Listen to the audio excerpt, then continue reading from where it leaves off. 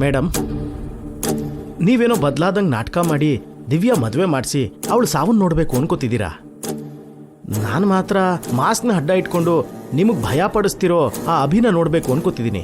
ನಾನು ಕೂಡ ಅವನು ಹೇಗಿರ್ತಾನೋ ನೋಡ್ಬೇಕು ಅನ್ಕೊಂಡೆ ಅನಂತ. ದಿವ್ಯಾ ಸಾವಿಗಿಂತ ಮೊದಲು ಅವನ ಮುಖಾನ ನೋಡ್ಬೇಕು ಅನ್ಕೊಂಡೆ, ನೋಡಿ ಸಾಯಿಸ್ಬೇಕು ಅನ್ಕೊಂಡೆ. ದಿವ್ಯಾ ಸಾವು ಹೇಗೋ ಖಾಯಂ ಆಗಿದೆ, ಮತ್ತೆ ಅಭಿನ ಹೇಗೆ ಸಾಯಿಸ್ಬೇಕು ಅನ್ಕೊಂಡಿದ್ದೀರಾ ಮೇಡಮ್? ಅವನಿಗೆ ಯಾವ ಶಾಪನೂ ಇಲ್ಲ ಅಲ್ವಾ ಮೇಡಮ್? ದಿವ್ಯಾ ಶಾಪದಿಂದ ಸತ್ರೆ ಅಭಿ ನನ್ನ ಕೋಪಕ್ಕೆ ಸಾಯ್ತಾನೆ. ಆದ್ರೆ ಮೇಡಮ್, ಇದು ಅಷ್ಟು ಸುಲಭ ಅಲ್ಲ ಅನ್ನಿಸ್ತಿದೆ. ಸುಲಭ ಅಂತ ನಾನು ಅನ್ಕೊಂತಿಲ್ಲ. ಎಲ್ಲರೂ ನಂಬಿದ್ರು ಆ ಅಭಿ ದಿವ್ಯಾ ಮಾತ್ರ ನೀವು ಬದಲಾಗಿಲ್ಲ ಅಂತ ನಂಬದೇ ಇರಬಹುದು. ನಾನು ಬದಲಾಗಿದ್ದೀನಿ ಅಂತ ನಂಬಿದ್ರೆ ಅವಳು ಅಲುಮೇಲು ಗಂಗಾ ಮಗಳು ಹೇಗಾಗ್ತಾಳೆ? ಅಭಿ ಸೂರ್ಯ ವಂಶದ ಜಯಸೂರ್ಯನ ಮಗ ಹೇಗಾಗ್ತಾನೆ? ಮತ್ತೆ ಯಾವ ಧೈರ್ಯದ ಮೇಲೆ ಈ ಪ್ಲಾನ್ ವರ್ಕೌಟ್ ಆಗುತ್ತೆ ಅನ್ಕೊಂಡಿದ್ದೀರಾ? ಅಭಿ ದಿವ್ಯಾ ಮಾತ್ರನೇ ನನ್ನ ನಂಬಲ್ಲ, ಉಳ್ದೋರೆಲ್ಲರೂ ನನ್ನ ನಂಬಿದ್ದಾರೆ ಅಲ್ವಾ? ಅದು ಸಾಕು ನನಗೆ.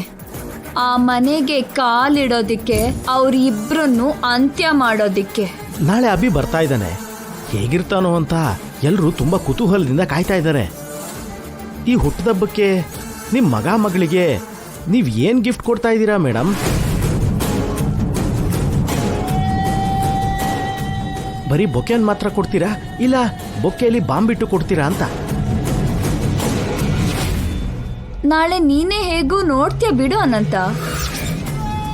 ಇಲ್ಲಿವರೆಗೂ ಯಾರು ಕೊಡ್ದಿರೋ ಅಂತ ಗಿಫ್ಟ್, ಯಾರು ಊಹಿಸ್ತಿರೋ ಅಂತ ಗಿಫ್ಟ್ ಕೊಡ್ತೀನಿ. ಯಾವಾಗ್ಲೂ ನೆನ್ಪಿರೋ ಅಂತ ಗಿಫ್ಟ್ ಕೊಡ್ತೀನಿ. ಮೇಡಮ್ ಈ ರೀತಿ ಹೇಳ್ತಾ ಇದ್ದಾರೆ ಅಂದ್ರೆ ಅದೇನೋ ಶಾಕ್ ಕೊಡೋ ಗಿಫ್ಟೇ ಆಗಿರುತ್ತೆ.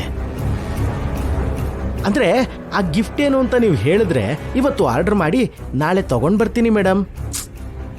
ಅಗತ್ಯ ಇಲ್ಲ, ಗಿಫ್ಟ್ ರೆಡಿ ಆಗಿದೆ. ಮನೇಲಿದೆಯಾ ಮೇಡಮ್? ಭಯ ಪಡಬೇಡ. That gift belongs to Abhi Divya only. ಉಳ್ದೋರಿಗೆ ಅದು ಸೇರಲ್ಲ, ಏನು ಮಾಡಲ್ಲ. ಅಬ್ಬಾ, ನೀವಿಷ್ಟು ಮಾತ್ರ ಭರವಸೆ ಕೊಟ್ರೆ ಸಾಕು, ನಾನು ಧೈರ್ಯವಾಗಿರ್ಬೋದು.